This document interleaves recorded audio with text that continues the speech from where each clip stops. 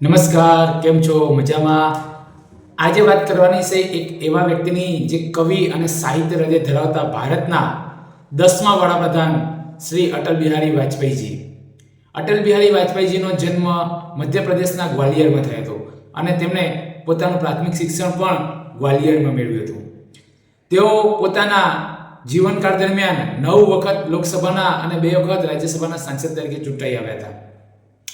1941માં તેઓ તે શહેરના બૌદ્ધિક પ્રમુખ હતા અને ત્યારે તેમણે બીએમાં સૌથી વધારે માર્ક્સ મેળવેલા અને ગ્વાલિયર સ્ટેટે તેને સ્કોલરશિપ આપી અને એમએ કરવા માટે કાનપુર મોકલ્યા હતા. કાનપુરની અંદર તેઓ એમએ થયા અને 1951ની અંદર તેઓ જનસંઘની સ્થાપના થતા તેમાં જોડાયા હતા. વાત કરીએ અટલ બિહારી વાજપેયીજીની તો 1957માં તેઓ સતત લોકસભાના સંસદ સભ્ય તરીકે ચૂંટાતા આવતા હતા અને 1975માં જ્યારે ઇન્દિરાજી દ્વારા કટોકટી લાદવામાં આવી ત્યારે આપણા અટલ બિહારી વાજપેયી પણ તે સમયે જેલમાં ગયા હતા. તેમને વાત કરીએ તો તેમને અનેક ખિતાબો પ્રાપ્ત થયા છે, જેની અંદર પદ્મભૂષણ, પદ્મવિભૂષણ, ભારત રત્ન જે ભારતનો સર્વોચ્ચ એવોર્ડ છે તે અનેક ખિતાબો તેમણે પ્રાપ્ત કર્યા હતા. તેમણે રાજકારણીય સમયની વાત કરીએ તો 1996માં તેઓ ભારતના વડાપ્રધાન બન્યા. તેઓ 3 વખત તેમનો વડાપ્રધાનનો કાર્યકાળ રહ્યો છે.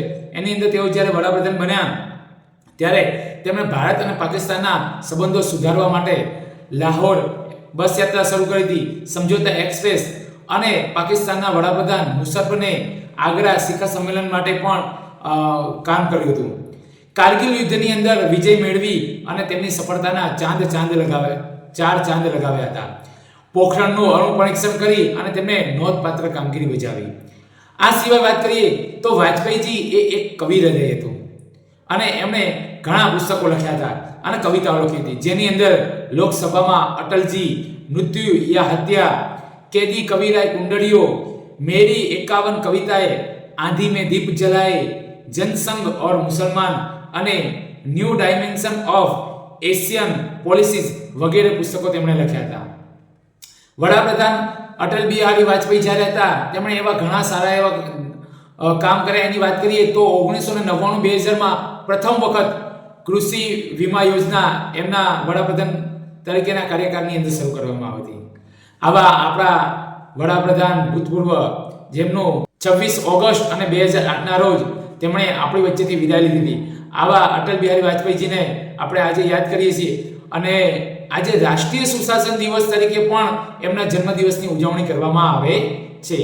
અસ્તુ મિત્રો, આવતીકાલે ફરી મળીશું એક નવા વ્યક્તિ પરિચય સાથે. આવજો.